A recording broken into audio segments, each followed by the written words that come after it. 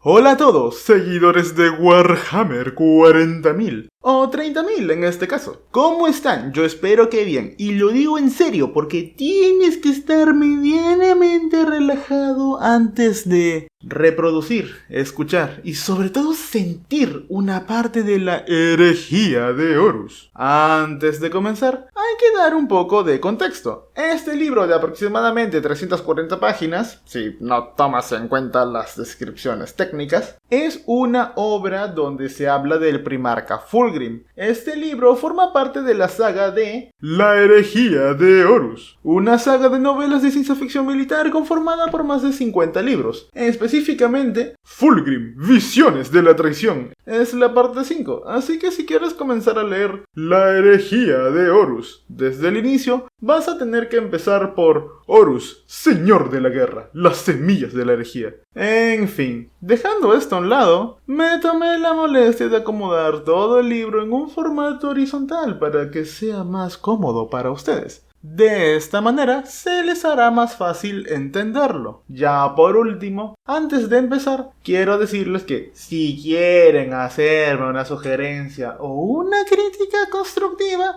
está bien. No me voy a enojar, todo lo contrario. Se los voy a agradecer. Es más, si alguno de ustedes dibujó una escena de este libro y quiere que lo ponga en una escena en específico, me puede pasar el dibujo por el grupo de Discord. Lo mismo aplica con otras cosas, como sugerirme que ponga alguna canción de los videojuegos de Warhammer. Y no importa si el video ya lo subí. Lo puedo rehacer. Soy algo perfeccionista. Una vez dicho eso, comencemos con este primarca.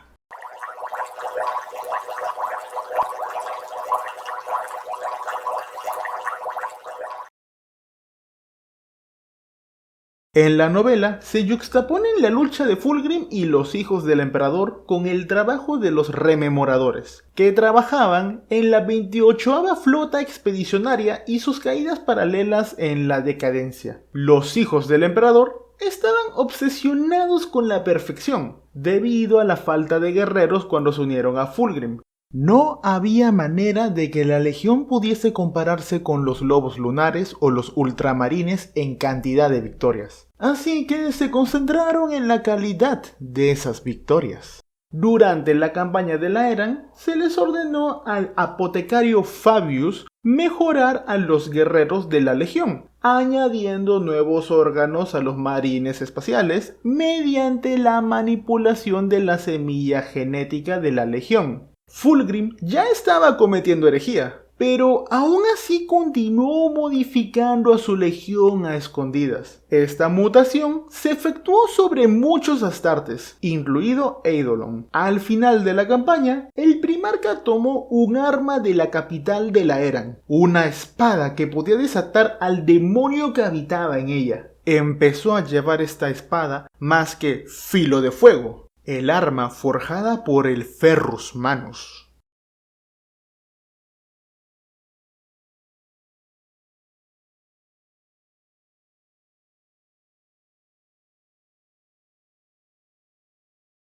La herejía de Horus, una época legendaria. Héroes extraordinarios combaten por el derecho a gobernar la galaxia. Los inmensos ejércitos del emperador de Terra han conquistado la galaxia en una gran cruzada. Los guerreros de élite del emperador han aplastado y eliminado de la faz de la historia a innumerables razas alienígenas. El amanecer de una nueva era de supremacía de la humanidad se alza en el horizonte. Ciudadelas fulgurantes de mármol y oro celebran las muchas victorias del emperador. Arcos triunfales se erigen en 1.000.000 de mundos para dejar constancia de las hazañas épicas de sus guerreros más poderosos y letales. Situados en el primer lugar entre todos ellos están los primarcas, seres pertenecientes a la categoría de superhombres que han conducido los ejércitos de marines espaciales del emperador a una victoria tras otras. Son imparables y magníficos, el pináculo de la experimentación genética. Los marines espaciales son los guerreros más poderosos que la galaxia haya conocido, cada uno de ellos capaz de superar 1 centenar o más de hombres normales en combate. organizados en ejércitos inmensos de decenas de miles de hombres llamados legiones. Los marines espaciales y sus jefes primarcas conquistan la galaxia en el nombre del emperador. El más importante entre los primarcas es Horus, llamado el Glorioso, la estrella más brillante, el favorito del emperador. Es igual que un hijo es para él. Es el señor de la guerra, el comandante en jefe del poderío militar del emperador, dominador de 1.000.000 de mundos y conquistador de galaxias. Se trata de un guerrero sin par, un diplomático eminente. Cuando las llamas de la guerra se extienden por toda la galaxia, los paladines de la humanidad se ven ir enfrentados a su mayor desafío.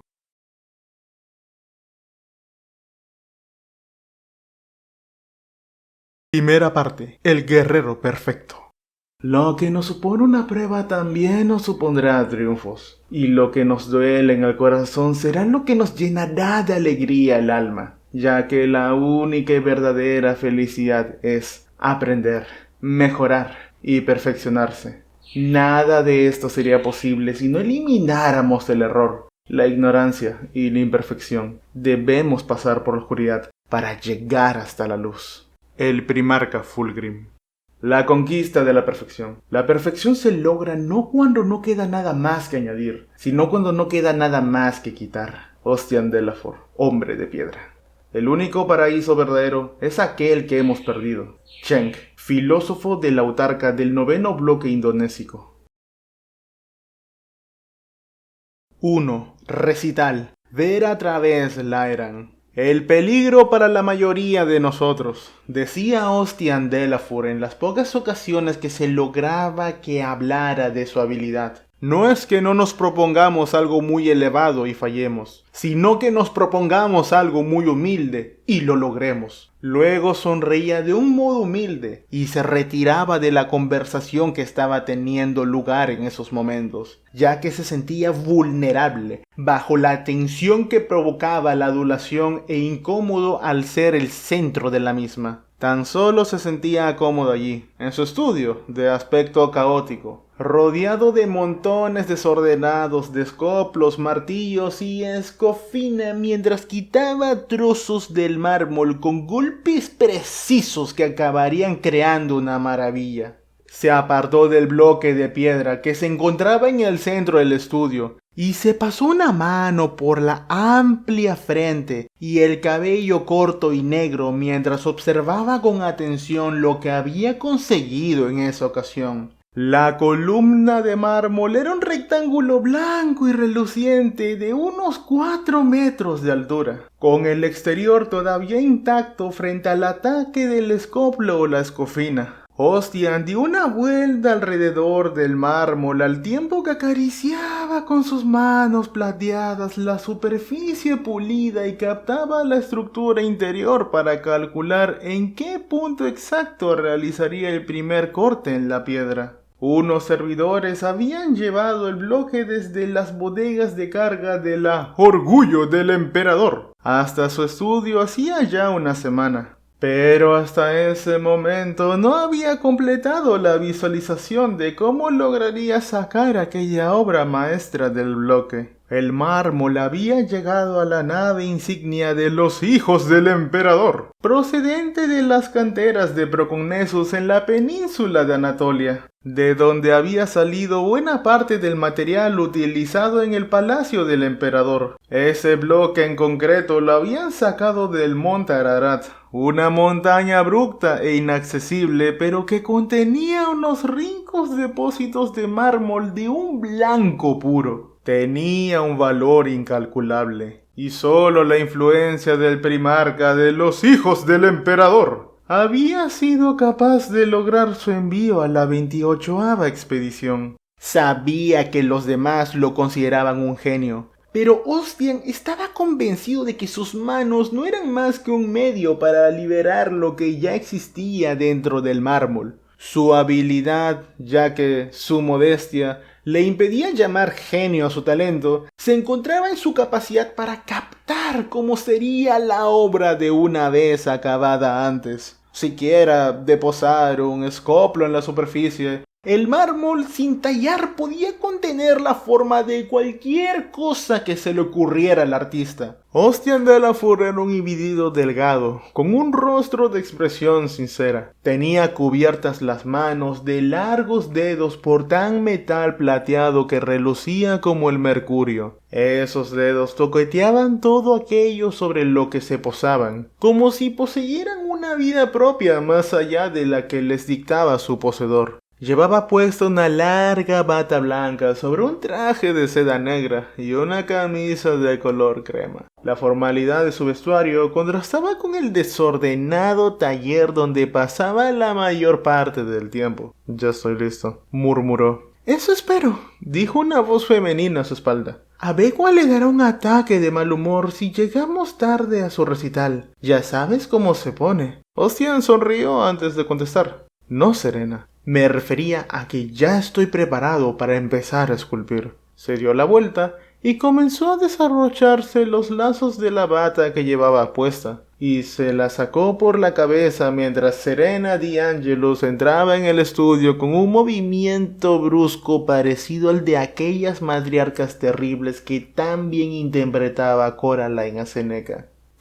Chasqueó la lengua en un gesto de disgusto al ver las herramientas desordenadas por doquier entre las escaleras y los andamios. Ostian sabía que el estudio de su compañera artista era tan pulcro y ordenado como era caótico el suyo. Las pinturas oraban ordenadas por colores y tonos a un lado, y los pinceles y paletas tan limpios y pulidos como el día que los había comprado se encontraban al otro. Serena de Angelus era más bien baja y tenía la clase de atractivo que ella no comprendía, pero que provocaba que los hombres la encontraran deseable. Y quizá también era la mejor pintora de la orden de las rememoradoras. Otros preferían los paisajes de Kellan Roget, quien viajaba a bordo de la 12ª expedición de Robot de Gilliman, pero a Ornan le parecía que la habilidad de Serena era mucho mayor,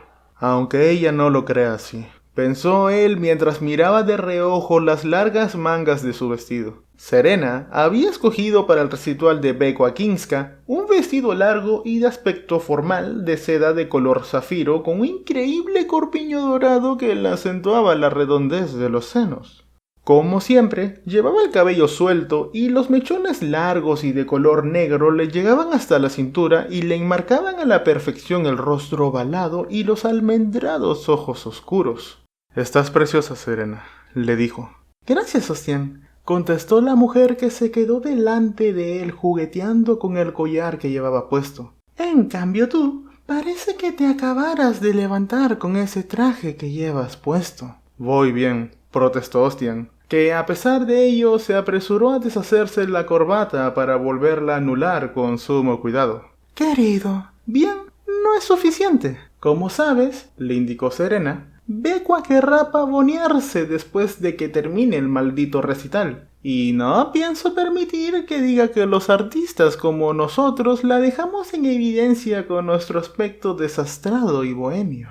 Ostian volvió a sentir. «Sí, tiene una visión bastante despreciativa de las artes plásticas». «Eso se debe a una infancia consentida en las colmenas de Europa», contestó Serena. «Me ha parecido oír que ya estabas listo para empezar a esculpir». «Sí», asistió Ostian. «Así es. Ya veo lo que hay en su interior. Solo tengo que dejarlo libre». «Bueno, entonces estoy segura de que Lord Fulgrim estará encantado de saberlo. He oído decir que tuvo que pedirle al emperador en persona que trajera esa piedra desde Terra». «Vaya, podré trabajar sin presión por lo que veo», respondió Ostian, mientras Serena se daba la vuelta tras quedar satisfecha con el aspecto ya más presentable que él podría llegar a tener. «No pasa nada, querido. Tú y tus manos pronto os dedicaréis a la canción del mármol». «¿Y tu obra?», le preguntó Ostian. «¿Cómo llevas el retrato?». Serena dejó escapar un suspiro. «Avanza poco a poco, pero al ritmo que Lord Fulgrim se dedica a los combates, es raro el día que logró que pose un poco para mí». Ostian vio cómo Serena se rascaba los brazos mientras hablaba. «Cada vez que lo veo ahí sin acabar lo odio más y más. Creo que debería empezarlo de nuevo. No, la contradijo Ostian mientras le apartaba con suavidad las manos de los brazos. Estás exagerando. Está muy bien. Y en cuanto a Lord Fulgrim derrote a los Laer, estoy seguro de que se sentará a posar para ti todo el tiempo que te haga falta. Ella le sonrió, pero Ostian se dio cuenta de la falsa alegría que había detrás del gesto. Deseó saber cómo quitarle de encima la melancolía que le estaba aplastando el ánimo y evitar el daño que se estaba haciendo a sí misma. En vez de eso le habló de nuevo. Vamos, no debemos hacer esperar a Bequa. Ostian tuvo que admitir que Bequa Kinska, antigua niña prodigio procedente de las colmenas de Europa, se había convertido en una mujer hermosa. Su cabello de color azul tenía el mismo tono que el cielo en un día despejado. Los rasgos de la cara estaban esculpidos por una buena herencia familiar y una cirugía muy discreta. Aunque llevaba puesto un exceso de maquillaje facial que, en opinión de Ostian, no hacía más que disminuir su belleza natural. Distinguió justo debajo de la línea del cuero cabelludo los potenciadores auditivos y unos cuantos cables muy finos que le cubrían el cuero cabelludo. Bequa había recibido su formación artística en las mejores academias de Terra y había estudiado en el recién establecido Conservatorio de Música. Aunque lo cierto era que el tiempo que había pasado en esta última institución había sido en su mayor parte un desperdicio, ya que fue muy poco lo que los tutores de allí pudieron enseñarle que no supiera ya. Personas de todos los rincones de la galaxia escuchaban sus óperas, sus cánticos armoniosos y su capacidad para crear una música que podía elevar el ánimo y enardecer al público era insuperable. Ostian había coincidido con Bequa 2 veces a bordo de la Orgullo del Emperador, y en cada una de esas ocasiones se había sentido repelido por su egocentrismo monstruoso y su insoportable engreimiento respecto a su valía. Sin embargo, por algún motivo que no alcanzaba a comprender, Bequa Kinska lo adoraba.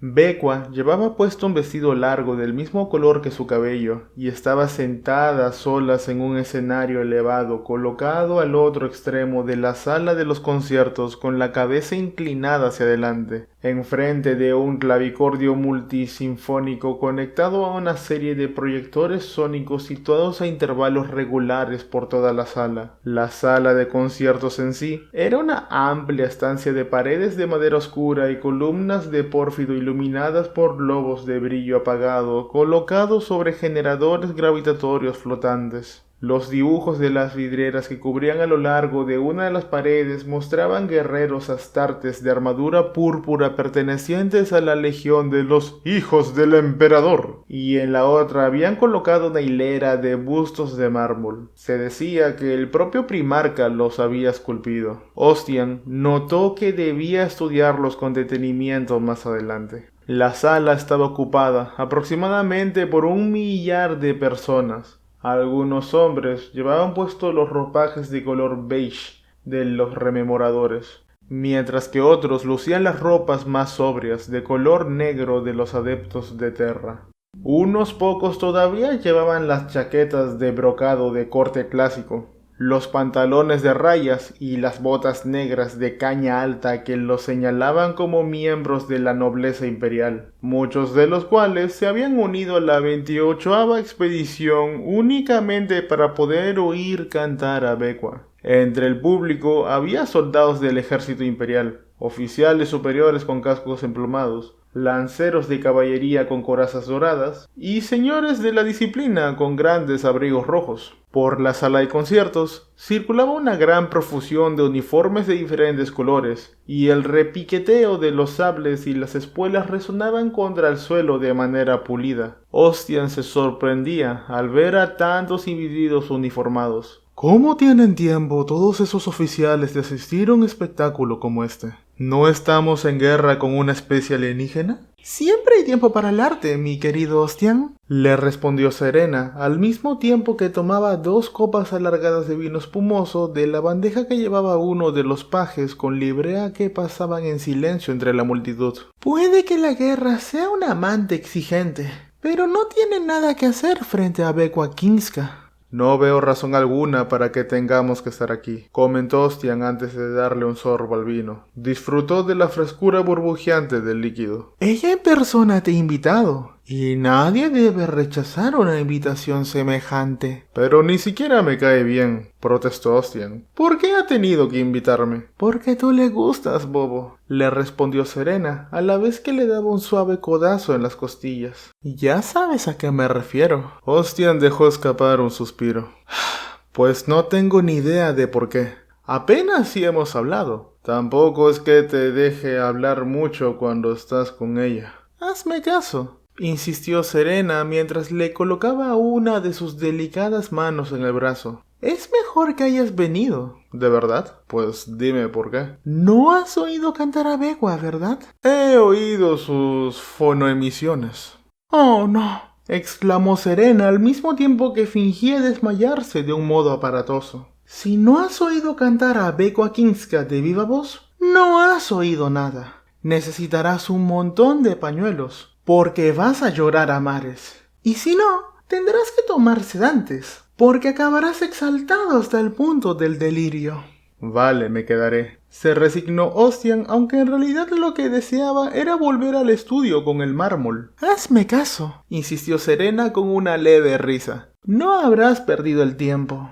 El murmullo de las conversaciones de la sala de conciertos fue apagándose poco a poco. Serena lo agarró por el brazo y se llevó un dedo a los labios. Ostian se volvió para mirar el origen del repentino silencio, y fue entonces cuando vio que en la sala había entrado un individuo enorme vestido con una túnica blanca y con el largo cabello rubio sobre los hombros. «Buenas tardes», murmulló Ostian. No tenía ni idea que eran tan grandes. «Es el primer capitán, Julius Caesoron», le informó Serena, y Ostian captó el tono de orgullo en su voz. ¿Lo conoces? Pues sí, me ha pedido que le haga un retrato, respondió Serena contenta. Por lo visto, es todo un mecenas de las artes. Es un tipo agradable y me ha prometido que me informarán de todas las oportunidades que se puedan presentar. ¿Oportunidades? ¿Qué clase de oportunidades?, inquirió Ostian. Serena no le contestó, ya que un siseo repentino se extendió por todo aquel público privilegiado cuando los globos luminosos disminuyeron todavía más su brillo. Ostian miró el escenario cuando Bekwa comenzó a mover las manos sobre el teclado del clavicordio. Un súbito sentimiento romántico lleno de energía se apoderó de él cuando los proyectores sónicos aumentaron la intensidad de su obertura. Luego comenzó la actuación, y Ostian se dio cuenta de que el sentimiento de repulsión que Bekwa le producía se esfumaba de inmediato en cuanto oyó el sonido de una tormenta tomar forma en la música. Al principio percibió el golpeteo de las gotas de lluvia, y después el viento sintónico ascendió de potencia, y de repente se convirtió en un torrente. Oyó la lluvia caer a raudales, el viento azotar por doquier y el retumbar del trueno. Levantó la mirada, casi esperando ver un cúmulo de nubes negras, unos trombones, un flautín estridente y unos timbales estruendosos resonaron y bailaron por el aire a medida que la música se hacía más atrevida y se transformaba en una apasionada sinfonía que narraba su relato épico con los tonos y ambientes creados. Aunque Ostian no lograría recordar más tarde nada de su verdadera sustancia.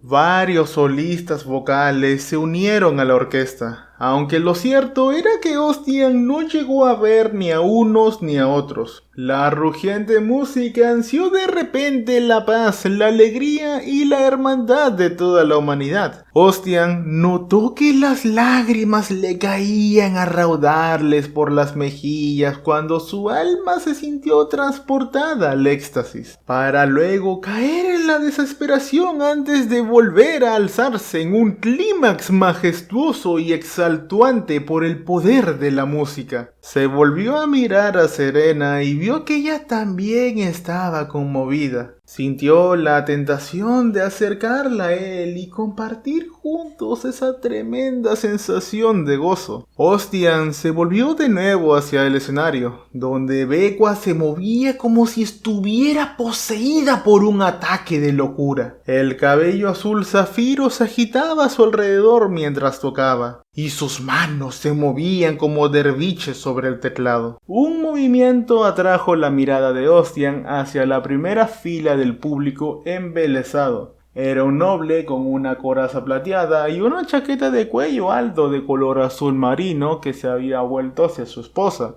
y le estaba murmurando algo al oído. De inmediato la música dejó de sonar y a Ostian se le escapó un grito cuando el hermoso concierto se detuvo de forma tan abrupta. El silencio le produjo una sensación de vacío doloroso en el corazón y le asaltó un sentimiento de odio racional hacia el noble grosero que había provocado aquel final prematuro. Becua se puso en pie y se apartó de su instrumento. Jadeaba debido al esfuerzo y tenía el rostro marcado por una tremenda expresión de furia. Se quedó mirando, iracunda al noble antes de hablarle. «No actúo para cerdos así». El noble furioso se puso de pie de un salto con el rostro enrojecido. «¿Me insultas, mujer? Soy Pal Giordorgi, sexto marqués del clan Teraguat y un patricio de Terra. Debes mostrarme respeto, maldita seas». Becua lanzó un salivazo al suelo de madera. «Eres lo que eres por un simple capricho de nacimiento. Lo que yo soy es por mi propio esfuerzo. Existen miles de nobles de Terra, pero solo hay una Becua Kingska». «Te exijo que sigas actuando, mujer», le gritó Pal Giordorgi. «¿Tienes idea de cuántos hilos he tenido que mover para que me asignaran a esta expedición y así tener la ocasión de oírte tocar?» «Ni lo sé, ni me importa», le espetó Becua. «Un genio como el mío merece cualquier esfuerzo. Dóblalo, triplícalo y ni siquiera habrás empezado a valorar en su justa medida lo que has oído aquí esta noche. Pero eso ya es irrelevante, porque hoy no volveré a tocar». Un coro de gritos y lamentos llenó el aire cuando el público le suplicó que reanudara el concierto. Ostian descubrió que se había unido de forma instintiva a ese coro. Sin embargo, Becua no dio muestra alguna de echarse atrás en su decisión hasta que una voz poderosa resonó desde la entrada a la sala de conciertos y atravesó como si nada el clamor. «Señorita Kingska». Todos se volvieron ante el imponente sonido de aquella voz. Y Ostian sintió que se le aceleraba el pulso en cuanto vio quién era el que había callado a la multitud. «Fulgrim, el Fénix, el primarca de la legión de los hijos del emperador». Era el ser vivo de aspecto más magnífico que hubiera visto Ostian Delafur en toda su vida. Su armadura de color amatista relucía como si el armero acabara de pintarla. Los rebordes dorados brillaban como soles, y cada placa de la armadura mostraba imágenes decorativas en forma de espiral talladas con un cuidado exquisito. De los hombros le colgaba una capa larga de color esmeralda con la superficie escalonada, y sus rasgos pálidos y perfectos estaban enmarcados por un reborde alto que sobresalía de la gorguera y le rodeaba la cabeza casi por completo. El ala de un águila de enorme tamaño remataba el conjunto. Ostian ansiaba tallar el rostro de Fulgrim en mármol, ya que sabía que la frialdad de la piedra sería perfecta para capturar la luminosidad de la piel del primarca. Sus ojos grandes y de mirada amistosa, la sombra de la sonrisa que siempre acechaba en aquellos labios y el blanco resplandeciente del cabello que le llegaba hasta los hombros. El escultor y el resto del público se pusieron de rodillas ante la impresionante majestuosidad de Fulgrim, atenazados por aquella perfección que jamás conseguirían ni por asomo. «Si no está dispuesta a tocar para el marqués, ¿Aceptaría hacerlo para mí?, le preguntó Fulgrim. Bekua Kingska asintió y la música comenzó de nuevo. La batalla del Atolón sería descrita más tarde como una escaramuza menor al inicio de la purga de Laeran, una nota a pie de página en los combates que se iban a producir a continuación. Pero a los guerreros de la punta de lanza de la segunda compañía de los Hijos del Emperador, la de Solomon de Meter, les parecía algo mucho más intenso que una simple escaramuza. Los aullantes rayos de color verde ardiente cruzaban la avenida curvada y fundían trozos de las paredes angulosas, además de disolver las placas de armadura de los astartes en cuanto impactaban contra cualquiera de los marines espaciales que avanzaban por allí. El chasquido ansioso de las llamas y el rugido sibilante de los cohetes se entremezclaban con los estampidos secos de los disparos de Volter, el aullido de las sirenas instaladas en las torres de coral. Todo ello mientras los astartes de Solomon se esforzaban por avanzar a lo largo de las calles sinuosas para enlazar sus unidades con las escuadras de Marius Vairosean. Por encima de ellos se alzaban la torre en espiral, creadas a partir de reluciente cristal coralino, con un aspecto semejante a la concha retorcida de alguna clase de criatura marina enorme. En la superficie de la torre se veían agujeros de borde pulidos por lo que también parecían enormes instrumentos musicales con sus correspondientes agujeros para tocar. Todo el atolón estaba formado por el mismo tipo de material, muy ligero pero increíblemente resistente. Aunque el misterio de cómo era posible que aquellas estructuras lograran flotar por encima de la superficie de los inmensos océanos era algo que los adeptos del Mechanicus estaban ansiosos por resolver. De aquellas inquietantes muestras de arquitectura alienígena surgían gritos penetrantes, igual que si las propias torres estuvieran chillando.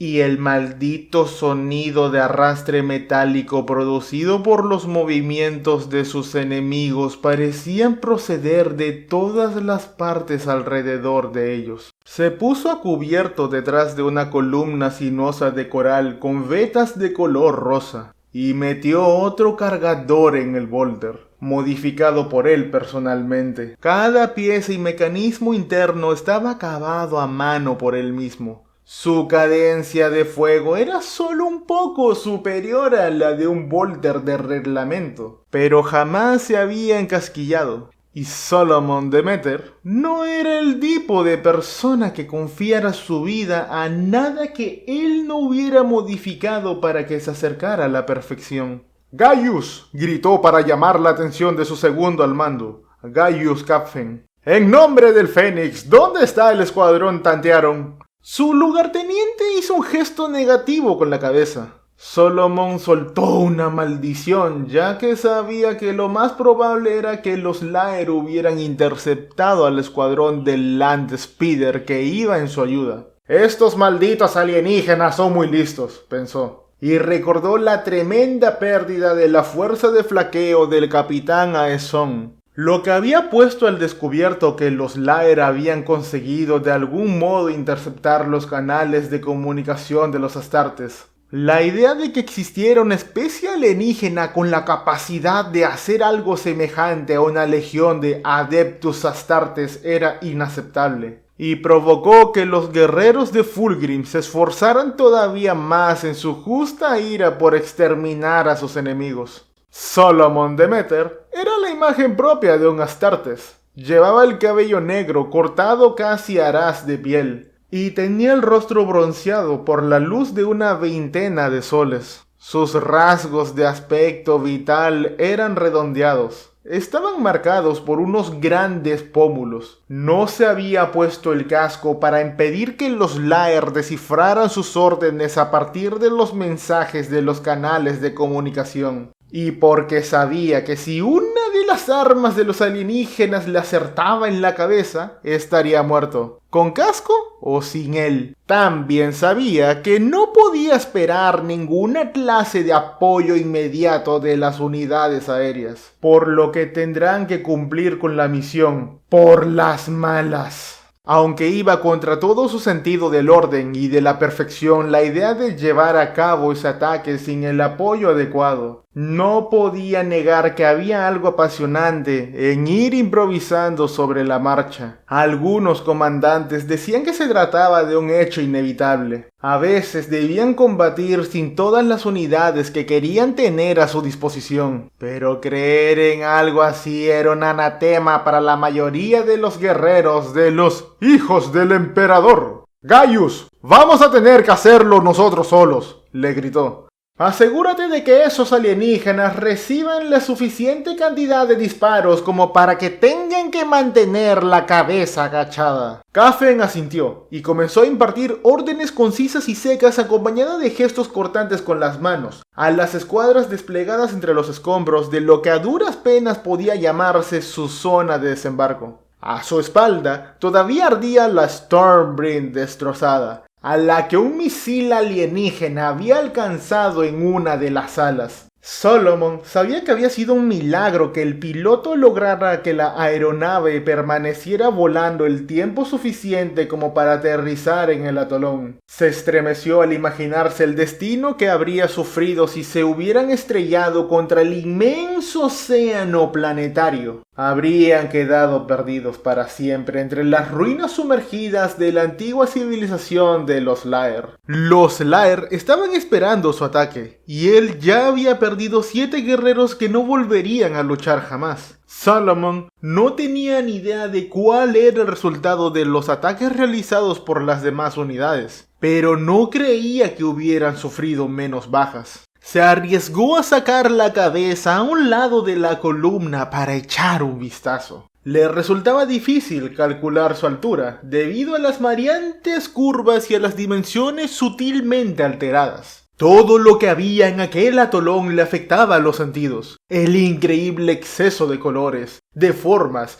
y de ruidos le atacaban con su increíble frenesí. Distinguió una plaza amplia, un poco más adelante. En ella había una columna destellante de energía incandescente rodeada por un anillo de coral brillante que destellaba con una luz cegadora. Por todos los atolones había desplegadas decenas de columnas semejantes, y los adeptus del Mechanicus creían que eran sus columnas las que impedían que los atolones se desplomaran. Laeran no disponía de grandes masas terrestres continentales, por lo que se consideraba que capturar los atolones intactos era parte indispensable del éxito de la campaña que estaban librando. Los atolones servían cabezas de puente y zonas de agrupamiento para los asaltos siguientes. El propio Fulgrim había establecido que las columnas de energía que mantenían a los atolones en el aire debían capturarse intactas a toda costa. Solomon captó el movimiento de varios guerreros Laer que se deslizaban cerca de la columna de energía. Sus movimientos eran sinuosos y de una rapidez inhumana. El primer capitán Caesoron en persona le había encargado a la segunda compañía asegurar la posición de la plaza, y Solomon había jurado sobre el fuego que no fallaría. «Gaius, llévate a los tuyos hacia la derecha y ábrete camino a cubierto hacia la plaza. Mantened la cabeza bien agachada. Seguro que encontraréis guerreros desplegados para deteneros. Envía Telonius por la izquierda». «¿Y qué hay de usted?», le gritó a su vez Kafen para hacerse oír por encima del fragor del combate. «¿Por dónde irá?».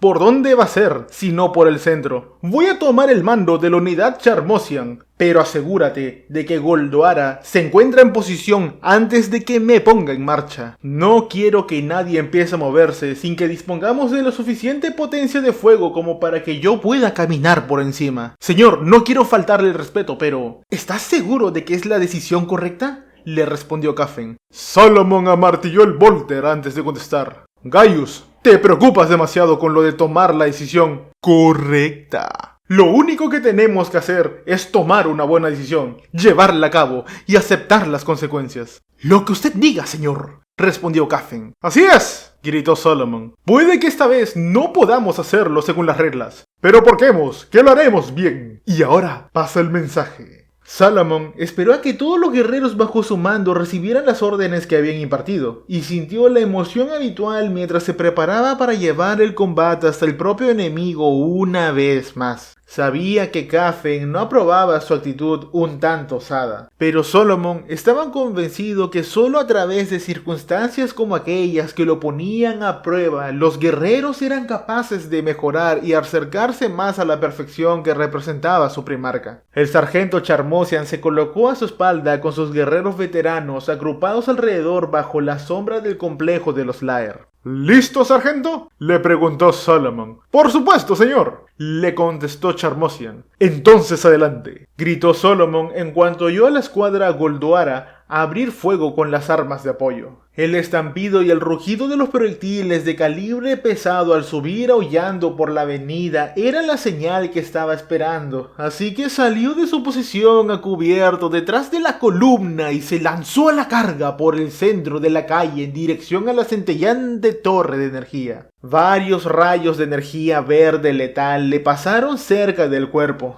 pero se dio cuenta de que en realidad no iban dirigidos con precisión, ya que la tremenda cantidad de disparos hacía que los alienígenas no pudieran asomarse del todo. Oyó disparos en ambos flancos, por lo que supo que Kafen y Telonius se tenían que abrir paso disparando en su camino hacia la torre. Los marines espaciales veteranos de Charmosian seguían disparando desde la cadera y añadían a su potencia de fuego a las andadas de cobertura proporcionadas por Goldoara. Justo cuando pensaba que podía llegar a la torre sin mayor complicación, los Laer les atacaron. Los Laer se encontraban restringidos a un solo sistema estelar y había sido una de las primeras especies alienígenas con las que se habían encontrado los hijos del emperador, después de separarse de los lobos lunares en el gran triunfo de Ulanor. Los vitores de ese magnífico día todavía le retumbaban en los oídos, y la presencia de tantos primarcas reunidos en el mismo sitio seguía siendo un recuerdo gozoso y vívido en la mente de todos los hijos del emperador. Tal y como Horus había dicho cuando Fulgrim y él se despidieron de forma sentida, era el fin de una etapa y el comienzo de otra nueva, ya que Horus se había convertido en el regente del emperador, el señor de la guerra, de todos los ejércitos imperiales. Ahora que el emperador había regresado a Terra, flotas enteras y miles de millones de guerreros, el poder para destruir planetas estaba bajo su control.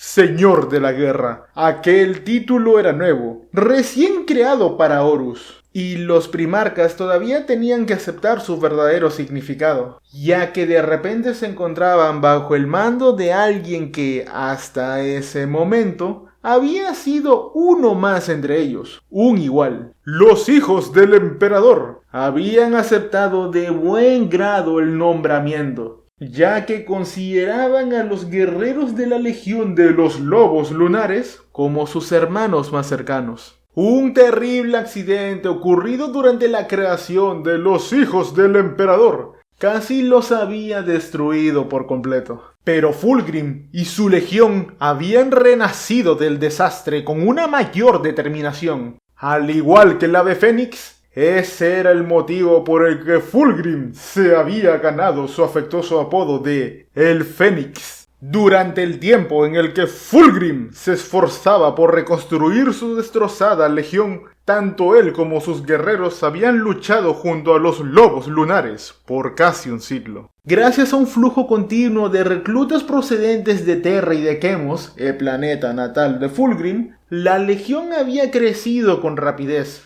y bajo la dirección del Señor de la Guerra, se había convertido en una de las fuerzas de combate más letales de toda la galaxia. El propio Horus, en persona, había alabado a la Legión de Fulgrim como una de las mejores junto a las que había luchado. En ese momento, con décadas de combates a la espalda, la Legión ya disponía de los efectivos suficientes como para embarcarse por su cuenta en nuevas cruzadas, y podía abrirse camino por sí sola en la galaxia, y luchar sin ninguna ayuda por primera vez en más de un siglo. La Legión estaba más que ansiosa por demostrar su valía, y Fulgrim había puesto todo su empeño en compensar el tiempo que había perdido mientras él se entregaba a la tarea de reconstruirla. Y para ello buscaba ampliar todavía más las fronteras del imperio y dejar bien en claro el valor y la pericia de sus guerreros. El primer contacto con los Lair se había producido cuando una de las naves de exploración avanzada de la 28ª expedición había descubierto pruebas de la existencia de una civilización en un sistema binario cercano y había llegado a la conclusión de que se trataba de una cultura de cierta sofisticación. Aunque al principio no se mostraron hostiles a las fuerzas imperiales, aquella raza alienígena reaccionó con violencia cuando Fulgrim envió a una de las fuerzas de exploración de la 28ª expedición a su planeta natal. Una flota alienígena, pequeña pero muy poderosa, había atacado a las naves imperiales cuando éstas se acercaron al planeta central del sistema. Todas las naves humanas resultaron destruidas en la pérdida de una sola nave alienígena.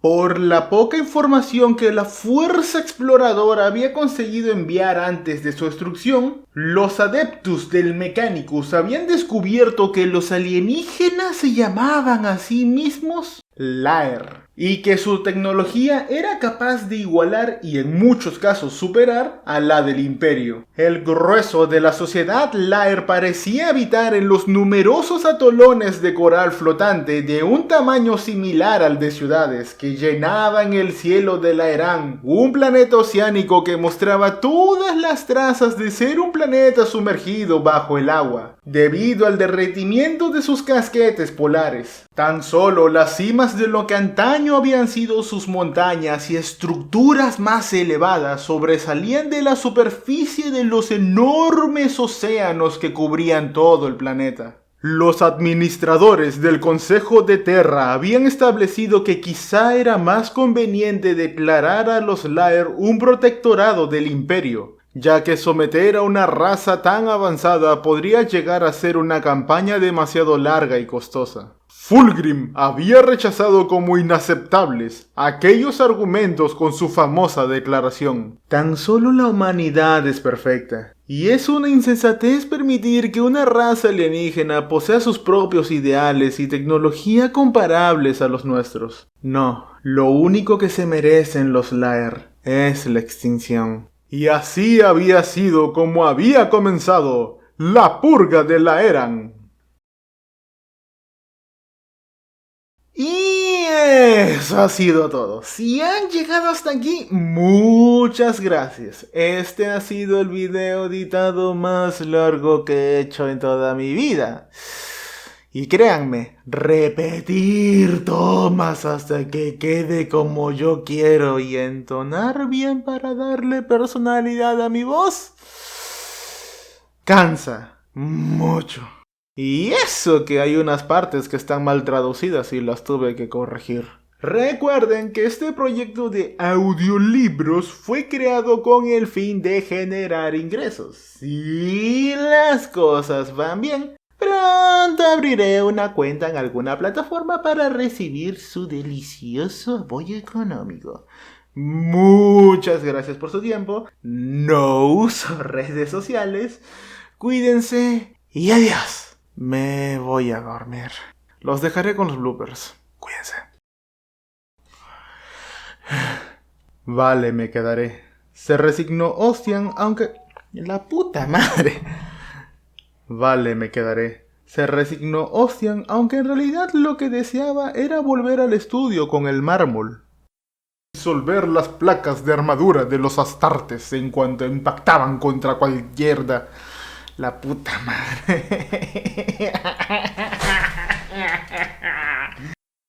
Que se había encontrado los hijos del emperador después de separarse de...